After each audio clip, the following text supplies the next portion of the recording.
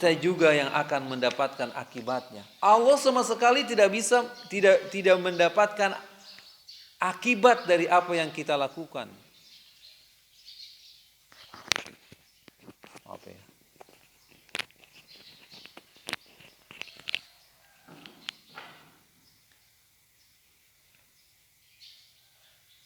Sebenarnya kerajaan Allah Subhanahu wa taala tidak akan berkurang dan bertambah dikarenakan ketaatan atau kemaksiatan kita.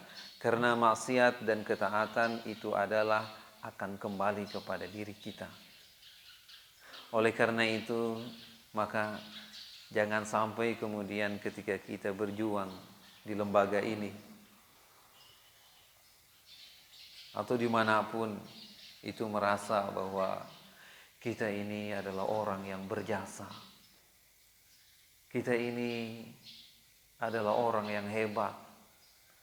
Kita ini kalau seandainya tidak saya, seandainya tidak ada saya, hancur lembaga ini. Jangan sampai keluar kata-kata itu. Apalagi kalau seandainya kita mengatakan, seandainya saya tidak masuk pesantren ini kosong. Nggak ada siapa-siapa. Apalagi kalau seandainya ngomong, kalau seandainya nggak ada Pak Yusuf, wah, pesantren ini mundur. Wah, itu sudah luar biasa menempatkan Pak Yusuf seperti apa ya? Togut. Bisa jadi togut saya. Itulah kemudian persepsi yang dipikirkan oleh orang Baduy. Ya. Itu hanya pemikiran orang Baduy yang seperti itu. Ya, orang modern nggak seperti itu.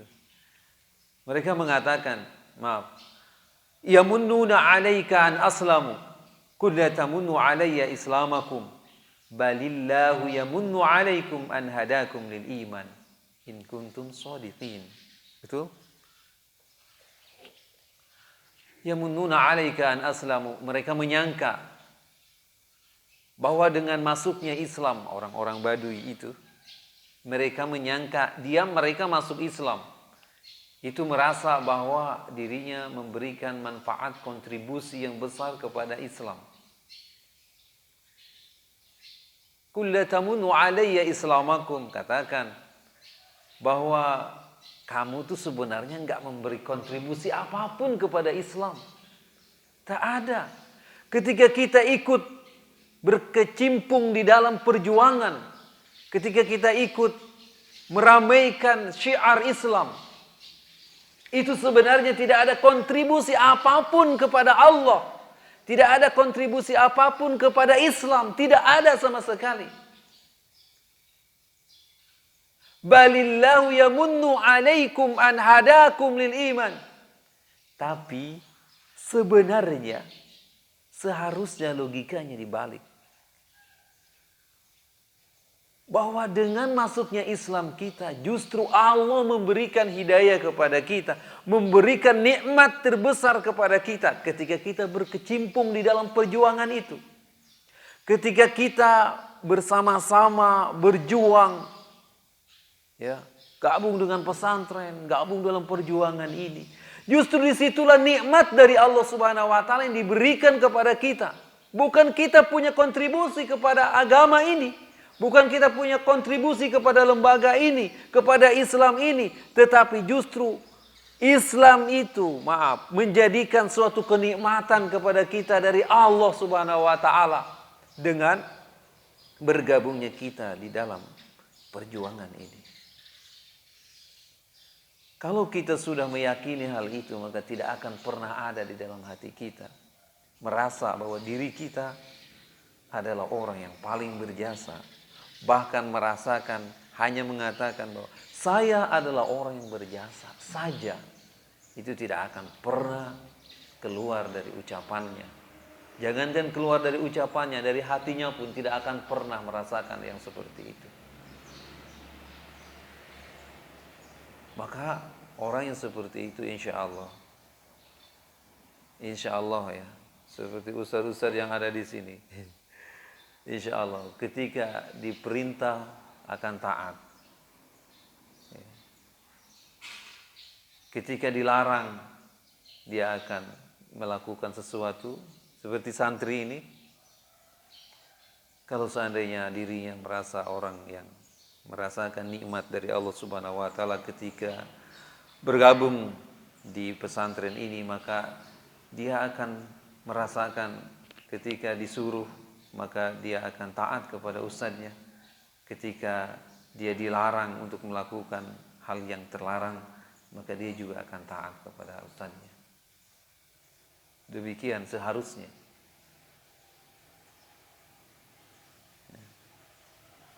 Ya, kebetulan juga saya insya Allah ya, minggu depan ini, Senin atau Selasa atau Rabu, insya Allah saya akan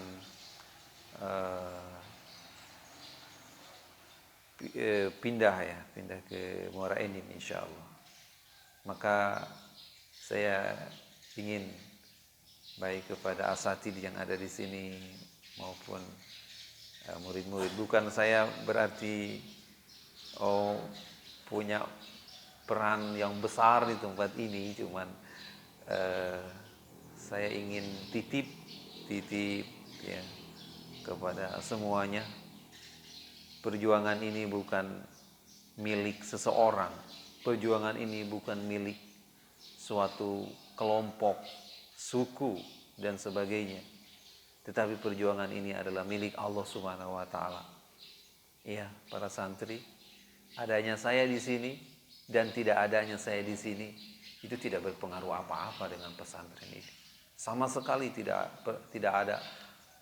ada sama sekali pengaruh apa-apa. Jangankan saya, kalau Ustadz Lukman misalnya atau Ustadz Sriono tidak ada di sini, tidak ada di tempat ini, itu tidak berpengaruh apa-apa terhadap lembaga ini. Lembaga ini adalah milik Allah Subhanahu wa taala yang terus akan berkembang. Selama orang-orang yang ada di tempat ini ikhlas lillahi ta'ala, ingin berjuang, maka titip berjuang itu adalah dengan ikhlas. Perjuangan itu harus dengan sungguh-sungguh, mujahadah. Insya Allah ya. Semua, kalau seandainya saya berperan di pendidikan, maka akan ada gantinya. Dulu waktu saya datang ke tempat ini, pernah juga agak sedikit putus asa. Karena saya datang ke tempat ini, subhanallah, murid-muridnya kelas 3 ada 3 orang. Kelas 1 ada 5 orang. Jadi ketika saya mengurus dinia,